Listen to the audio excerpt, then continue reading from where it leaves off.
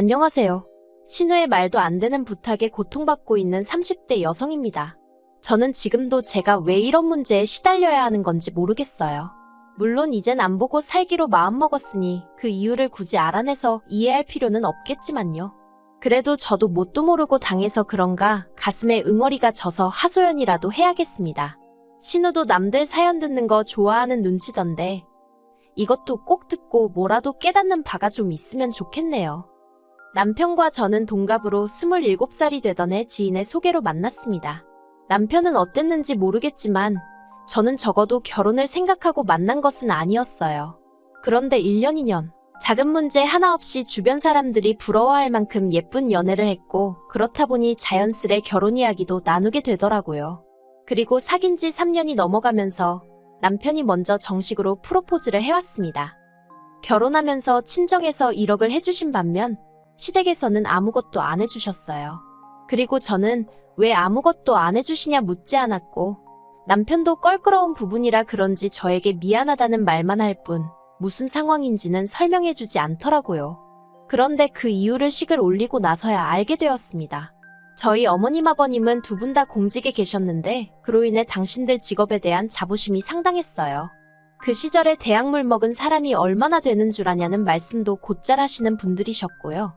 반면에 저희 친정부모님은 아버지가 고졸, 어머니가 중졸이신데 그건 두 분 다 시골 그것도 깡촌 출신의 장남장녀세요. 그렇다 보니 밑에 줄줄이 딸린 동생들을 가르치려면 정작 당신들은 공부에 욕심을 낼 수 있는 상황이 아니었다 하시대요. 하지만 그런 어려웠던 시절과는 별개로 지금 저희 부모님은 남에게 아쉬운 소리 안 하고 살 만큼의 재산을 모으셨습니다. 저와 남동생 둘 다 유학까지 다녀오게 해주셨고 지금은 두 분이 더울 땐 추운 나라로 추울 땐 더운 나라로 여행을 다니실 정도는 되세요. 아무튼 그럼에도 불구하고 시댁에서는 이런 저희 친정부모님을 인정하기 싫으셨나 봅니다. 어쩌다 재산 이야기가 나오면 운이 좋았다는 둥, 그 시절에 부자 안 된 사람이 없다는 둥. 처음에는 솔직히 듣기가 어찌나 거북스럽던지 그러면 어머님 아버님은 부자 안 되고 뭐 하셨냐고 묻고 싶은 심정이었습니다. 지금이야 뭐 한 귀로 듣고 한 귀로 흘리는 수준이기도 하고 어머님 아버님도 그런 말씀해봤자 좋을 게 없다는 걸 아셨는지 별 말씀 안 하시지만요. 다시 본론으로 돌아가서 결론부터 말하자면 시댁은 금전적으로 지원을 해주실 여유가 없었는데 자존심 때문인지 절대로 그렇게 말씀은 안 하시고 대신에 저희 부모님이 어떤 분인지 한번 보려고 했답니다. 정말 당신 아들이 사윗감으로 마음에 들어서 결혼을 시키는 건지 아니면 괜찮은 집안의 딸 시집 보내고 싶어 그런 건지 어이가 없죠?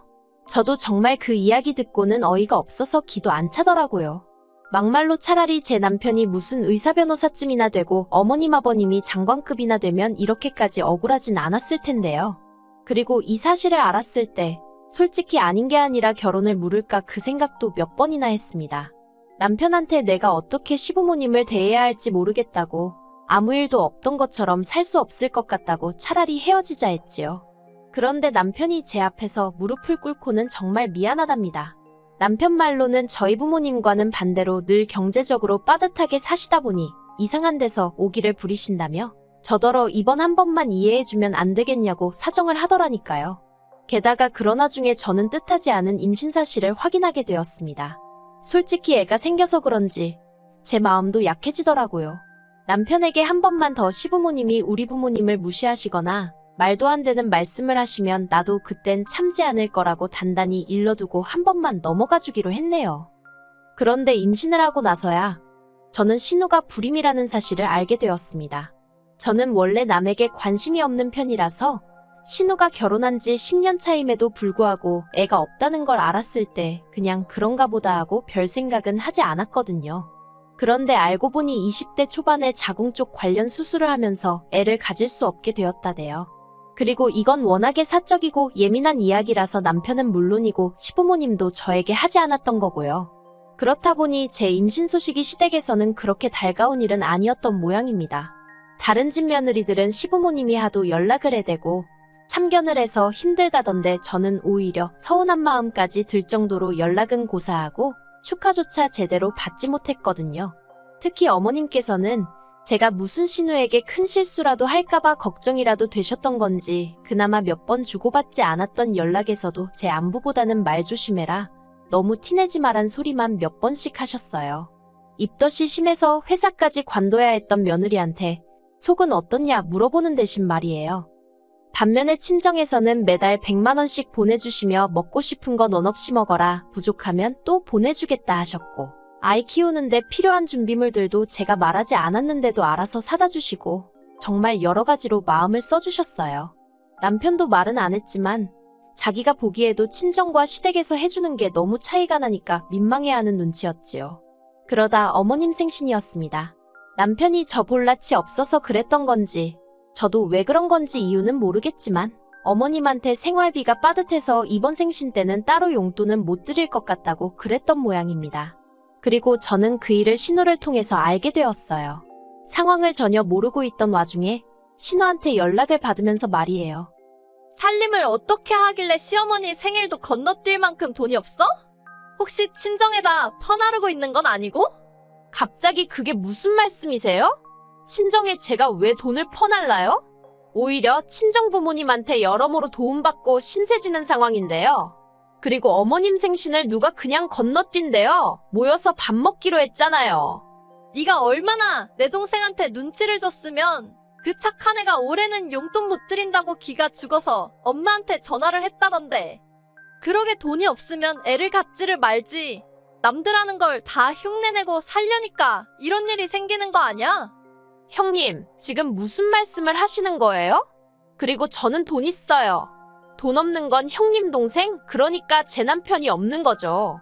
제가 지금 당장 직장을 안 다닌다고 남편 벌어오는 돈만 바라보고 사는 여잔 줄 아시나 본데 저 그렇게 안 사니까 걱정 마세요.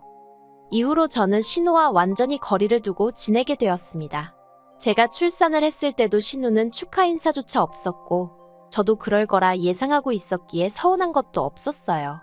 다만 문득문득 우리 애가 자라서 나중에 친가 쪽 친척이라곤 고모, 그러니까 신우 하나밖에 없는데 거기랑 대면대면할 상상을 하니 마음이 좋진 않았지요.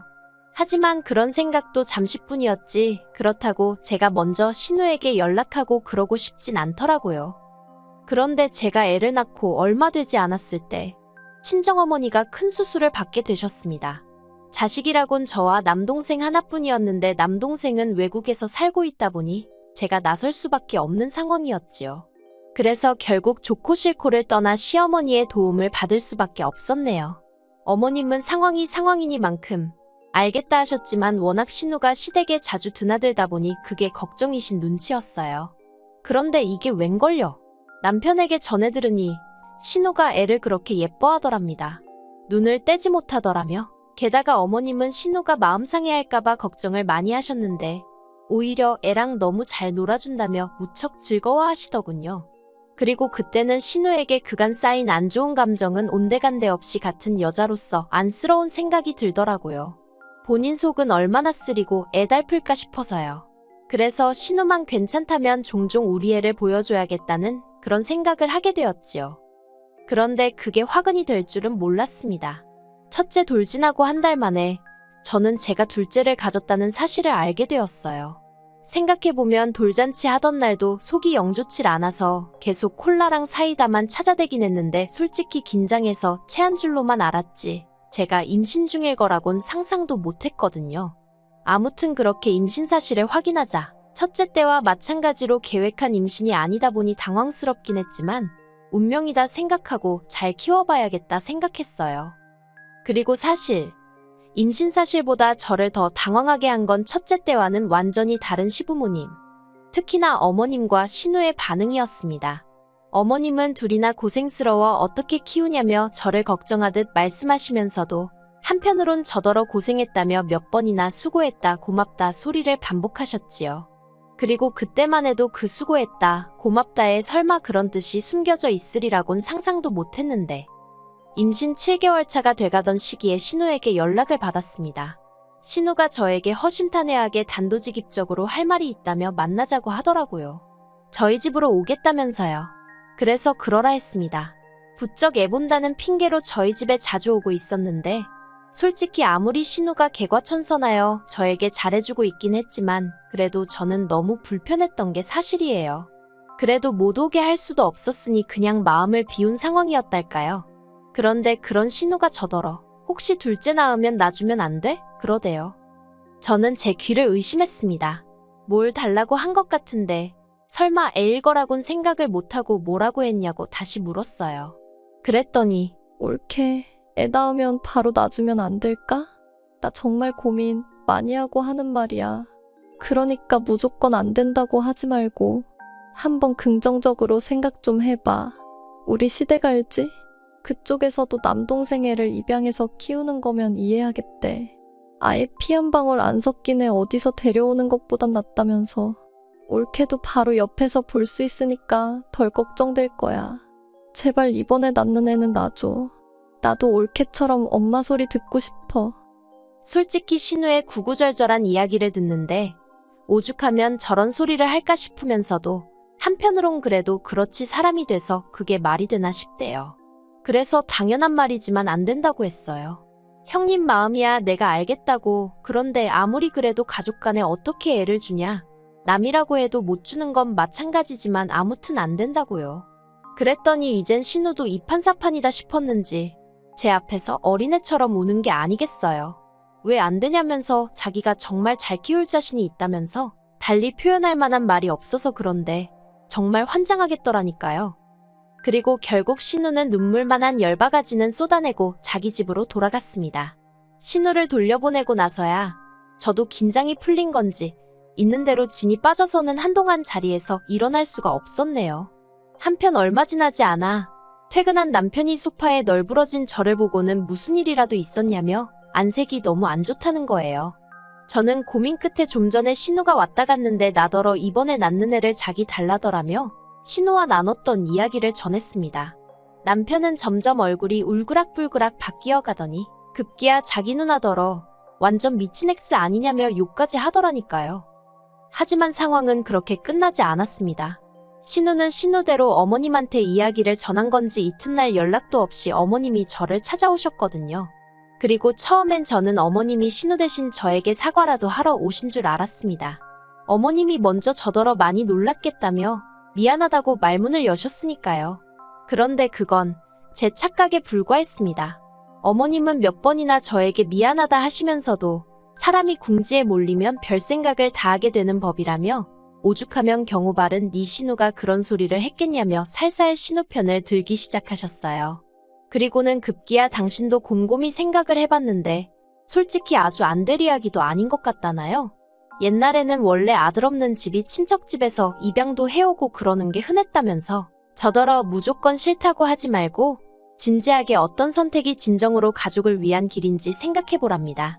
그리고 현실적인 것도 무시하면 안 된다며 없는 살림에 꾸역꾸역 둘끼고 키우는 것보다 한 집에 하나씩 나눠서 잘 키우는 게 오히려 나중에 애들 입장에서는 더 고마울 수도 있다나요.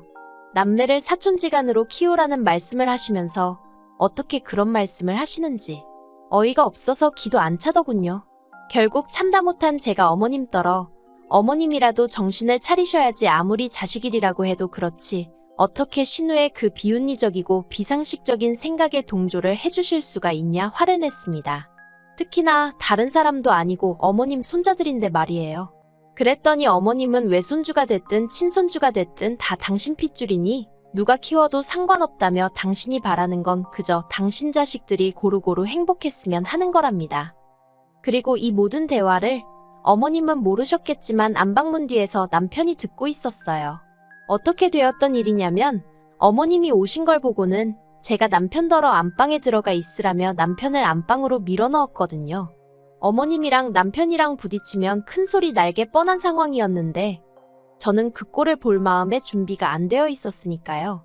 아무튼 결국 남편이 도저히 안 되겠다 싶었는지 안방문을 열고 튀어나와서는 어머님께 아주 목에 핏대까지 세워가며 소리를 지르기 시작했습니다. 제정신이냐면서 어머니도 배 아파서 자식 낳아 키워놓고 어떻게 다른 사람한테 자식 주란 소리를 하느냐고요. 그러자 어머니가 네 누나가 남이냐며 맞불을 놓으시고 결국 남편이 어머님 떨어 앞으로 2번 다시 내 새끼들 볼 생각 말라며 아주 악을 썼습니다. 어머니는 오늘부로 손주 둘을 잃은 거나 마찬가지라면서요. 그리고 그 싸움을 마지막으로 지금까지 어머님과는 연락하지 않고 지내고 있습니다. 아버님은 이 모든 사단이 당신 딸과 아내인 어머님 때문이 맞다 하시면서 저희더러 마음 가는 대로 알아서 하라고 하셨어요. 이게 다 당신이 집안 단속을 똑바로 못해서 된 일이라며 오히려 저더러 미안하다고도 하셨지요. 솔직히 아버님과는 결혼 전부터 지금까지 많은 대화를 나눠본 건 아니었고 결혼자금 문제로 감정이 좋을 것도 없었는데 그때만큼은 그래도 감사하더라고요. 이제 예정대로라면 저는 2주 안에 아들을 만나게 됩니다.